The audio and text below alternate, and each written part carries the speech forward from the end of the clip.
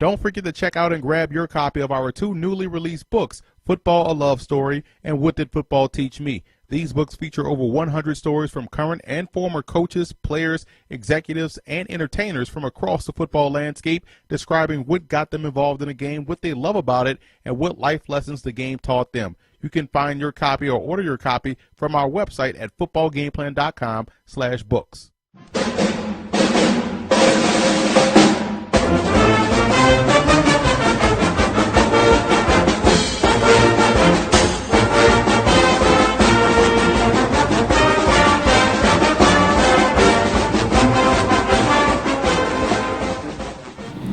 3 wide, we have 1 tight end, 1 back. Sometimes it's a mistake. You think that they have 21 personnel. Sometimes this will be a fullback. Sometimes this could be a tight end. Sometimes you don't know what you're going to get. It's 4th and 1 from, or 4th and goal from the 1. Sometimes, you know, whatever. Sometimes you're planning on running your heavy package here.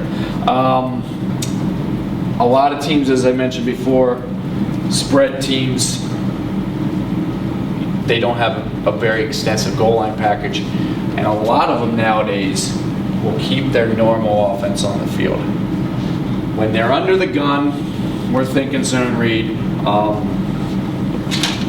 We will, if we ever do call our heavy, which I forget the percentages, it's probably about a 7, or no, I think it might have been 14% 11 personnel.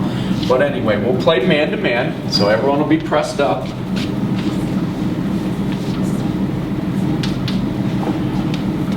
When teams are running 11 and 10 personnel on the 1, they're usually going to run the football still.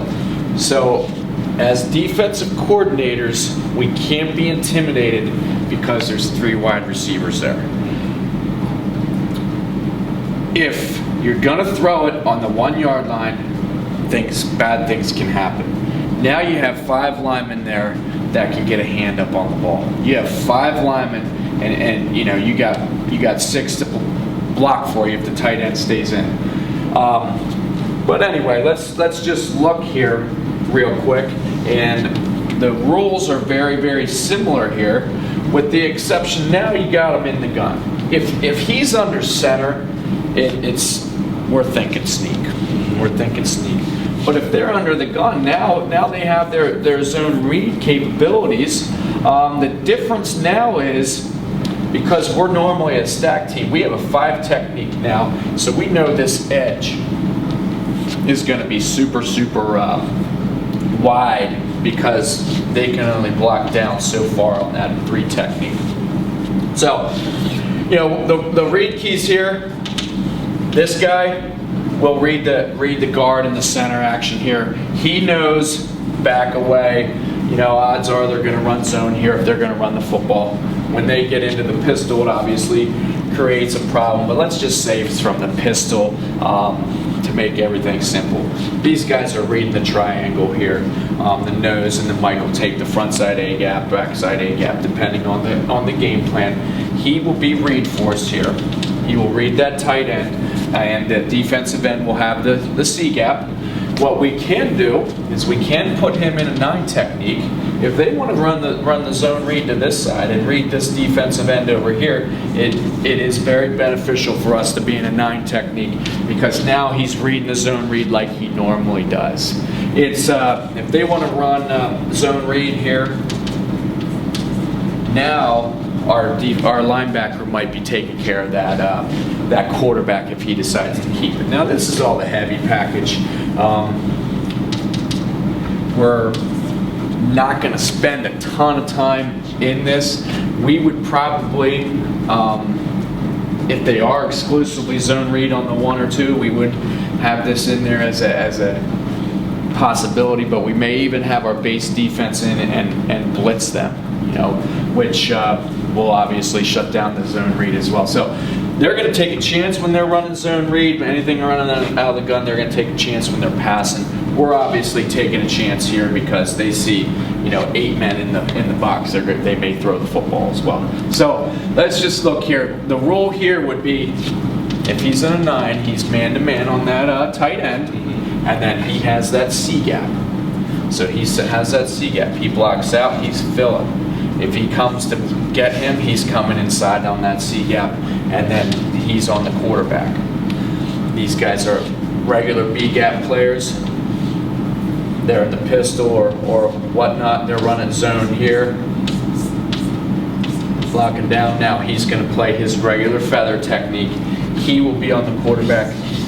He will basically, if they want to run zone read here, he's an extra guy. Okay. And what we would say to him is, to be honest with you, because he's free, he's got protection, he is not going to get blocked. He's going to basically hop and find the football.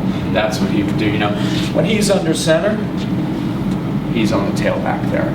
We're totally keying that tailback. So, this guy's your extra guy in that situation. The big thing here is with your weak here is the passing attack motion. He'll run with him. Okay. And on the video that we'll show you is you will see teams running this against us and some run zone read. Now, how often do you find a team will come out, let's say in a heavy set, which dictate your personnel, and then they'll shift to trick? So like you said, they'll have like a fullback out there. One team has done it. And I used to be one that, hey, if you have 21 personnel in the game and you come out to 11 personnel set, I'd lose my mind. And then we would have you might do that 10%, but we would have 100% auto call game plan, meaning the game plan is called based on your formation. But what I'm starting to learn with more experience is when they have 21 personnel in there and they go to a 4 wide set, hey, go ahead. Your fullback is going against our outside linebacker. I mean, it's even, right?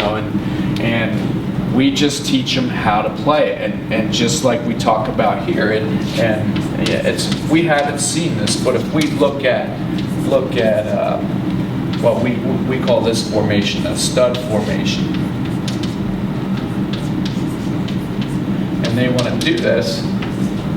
We have a corner free safety. He's man-to-man on him. Everyone's man-to-man. If they want to, and this goes right into our next set that we were going to talk about. And 4 wide, you're not a huge, do you really want to have 5 down linemen here? I mean, if one guy gets beat. But a lot of times, like you said, it's a mistake. It's a mistake by us not getting the correct personnel in, or this is a fullback, this is a tight end, this is a wide out, and this is a wide out, and there's a tailback there. And all they're doing here is spreading you out. And if this is the case, our free safety has to go to one side, one of our linebackers has to walk out, and usually what happens is someone's uncovered and we're yelling from the bench, you gotta slide out. But I mean, this is what we would do here, and our mic is in the middle of the formation. What we would do if we were gonna game plan this is, we'd have a backer here and we'd have a backer here. Right. And they would just find the football. I mean, this isn't exactly something that we practice a ton. One of our alternatives would be to stay in our base package, blitz, and we'll bring our 4-man front in there. Let me just show you how we would go if they were into trips. You always will get a player who will ask, Coach, what if they go empty in this set? And you'll say, well, they don't do this out of that personnel, and 99 times out of 100 you're right. And then what happens is, Coach, what if they go 4 wide? Well, they don't do that, and then what happens is it happens, and then that kid doesn't forget it for the next 3 years. So you can never say never. So we will teach them. Okay, so we got one wide receiver that needs cover. Well, this Brave has to slide out. And then we'll have our 2 other backers lined up in the middle, and you know, they just got to find the football. You know, these guys are playing their normal zone read rules, and they just got to find the football. And if this is a wide out, and this is a tight end, you know, and maybe even a fullback, if they put the wide out here and they beat us, I mean they beat us. They beat us, but once again, I mean, this guy's one-on-one, this guy's one-on-one, and they're going hard now because it's on the one, and they're gonna get their hands up, and we're not stupid either. When they're in the gun, he knows he's either gonna get, when this back's set away from him, he knows he's gonna get zoned to him or it's gonna be a pass. This guy over here knows, with this back set to him, he knows it's going to be zone read or it's going to be a pass probably in that situation. So based on our look, so we try to teach our players how to get lined up in these emergency situations. We hope that we're not in these emergency situations, but I mean, you know, we're ready for it. Is this a mistake? Is it a call? You know, it probably was a mistake by us. Actually, no, it looks like it may have been a call. We're in a 9 technique here, so the zone read thread is there. They're on the 4-yard line. So we move our outside linebacker. Once again, this is an outside linebacker, corner. We took out the free safety. He's on him. So he's in a 9 technique playing his normal 5. He is reading this tight end here. Okay.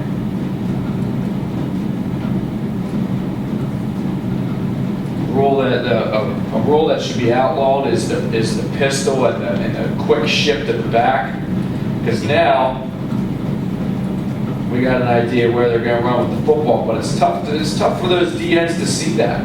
They're worried about the tackle.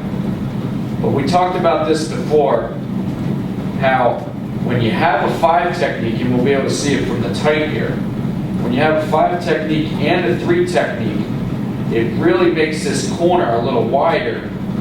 And now when we're playing the feather, here as a 9 technique or 5 technique, he can make the play.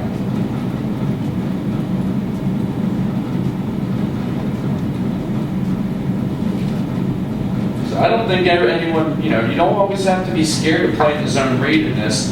You just have to worry about the pass game. Got a little bit out of whack here.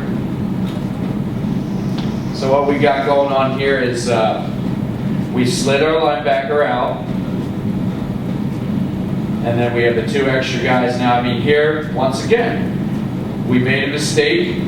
Actually, we did make a mistake. This is the tight end here. This is the tight end, and I believe one of these guys is the tailback or the fullback. Well, when they do this, they're expecting to be spread out, and they're expecting that they can get a yard or 2. Well, sometimes when you make the wrong call, it turns into the right call. This is exactly how we line up.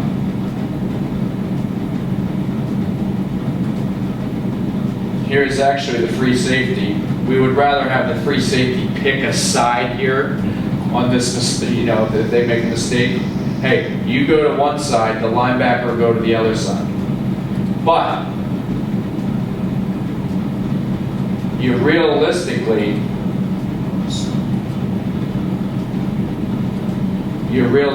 have a gap, you have a gap, you have a gap, you have a gap. He's in this one gap, he's in the other gap. All the gaps are filled. So you're in pretty good shape. You can have the safety there. But we would rather have him cover the wide out. But this is the kids doing a pretty good job of knowing what to do based on just practicing it and knowing their rules. Well, Coach, I appreciate you taking time coaching me up. Thank you. This was awesome. Thank you. As an offensive guy, you know, I learned a lot of defense today. It helps me go back into the lab and figure out some way to beat this stuff. Awesome.